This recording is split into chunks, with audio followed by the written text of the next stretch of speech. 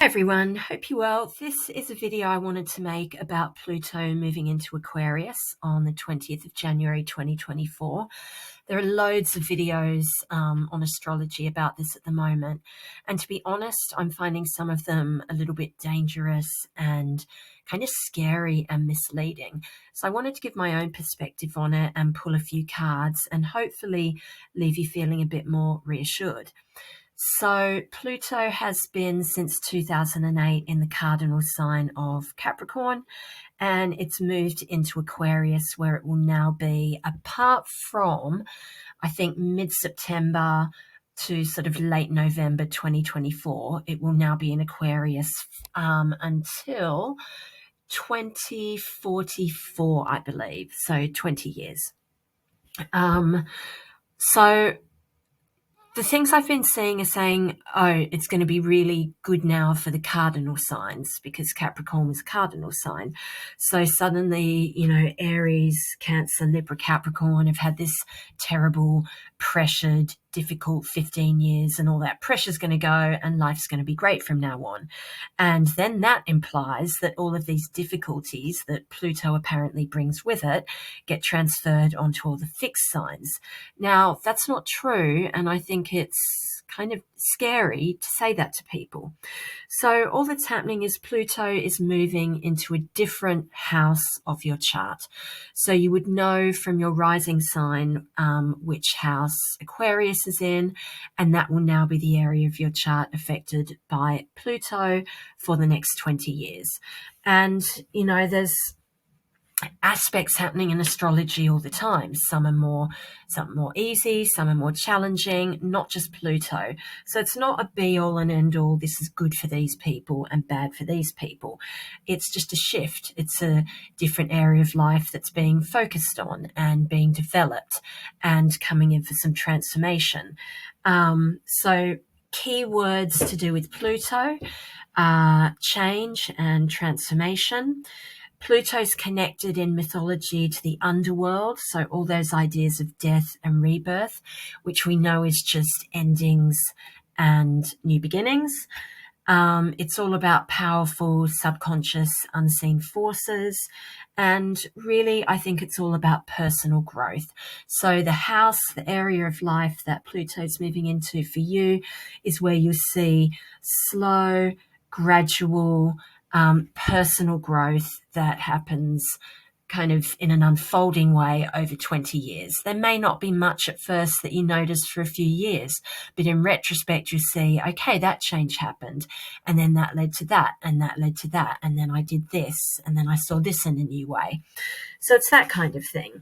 So you're moving on from one area of life where you will have developed and transformed and kind of evolved your thinking since 2008. You would have been on a journey of, deep development and evolution and growth in that area of life. And now it's moving on to this new area, which I think is a really exciting thing. So, where the kind of scare stories come from about the fixed signs are that Pluto's moving into an Aquarius, which is a fixed sign. So it will be opposite Leo at certain times and squaring Scorpio and Taurus at certain times. So the squares and the oppositions are some of the more challenging aspects in astrology, but they are the aspects that make things happen. That idea that if it doesn't challenge you, it doesn't change you. So yes, things can be ticking along nicely, but not much is happening and we're not really evolving. So, it's an opportunity. That's how I see this. It's a big opportunity.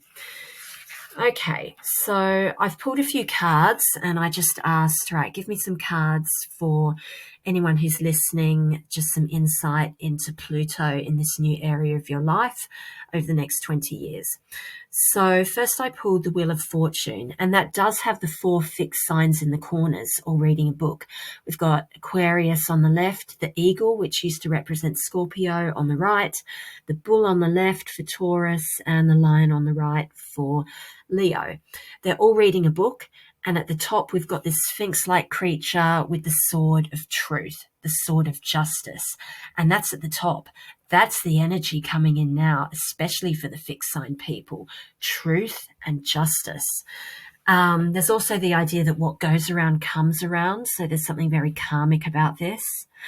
I feel like looking at this card, some of you really deserve rewards for your hard work and good actions over many years. It is coming. Try not to overthink it or get in the way of this natural karmic process going on now that's unfolding. Be patient. Being a good person over many years and doing the right thing was not wasted. And there's a certain amount of luck with this card as well. It feels like the things coming in will be lucky, like a lucky opportunity or a lucky new job, but it's not luck. It's not just random. It's actually your karmic rewards coming in. Then we have the Empress. So this is another really good card. I mean, this whole spread is really optimistic. So this kind of new era is a time of growth and creativity coming in. There's more sense of peace and fulfillment and self-expression, being able to do things your own way and the way that you feel is right, rather than having that pushed down by others, and being able to be yourself with less limitations. Then we've got two tens. Tens are an ending. They're an ending of a cycle. So we've got 10 of Pentacles, which is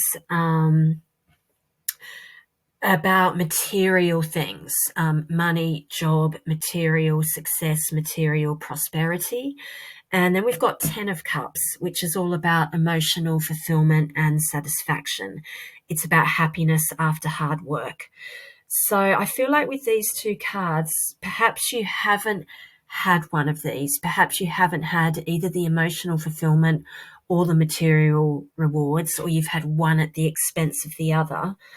Perhaps you haven't seen what you deserve of these yet, but the steps along this way, the way of this new 20-year cycle, will bring them to you. I'm hearing it's time to get what you deserve, and it's time to get the treatment and the rewards that you deserve.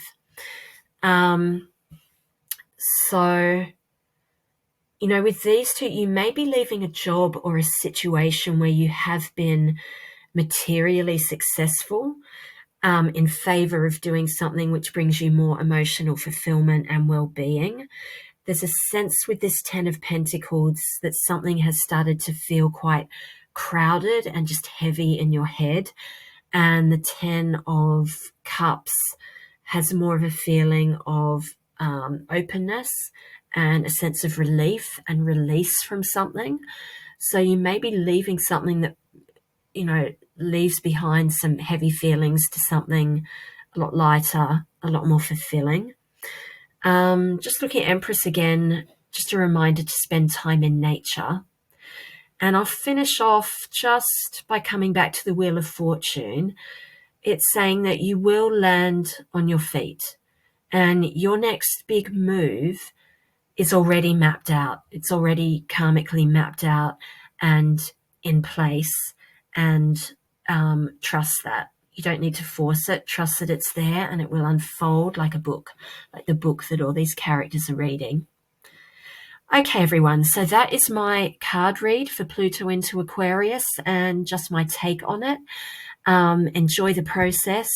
Stay positive and just be wary of what you read. There's a lot of good stuff out there, but there's some kind of, you know, misguided stuff or stuff just designed to shock or get some sort of reaction, which isn't helpful.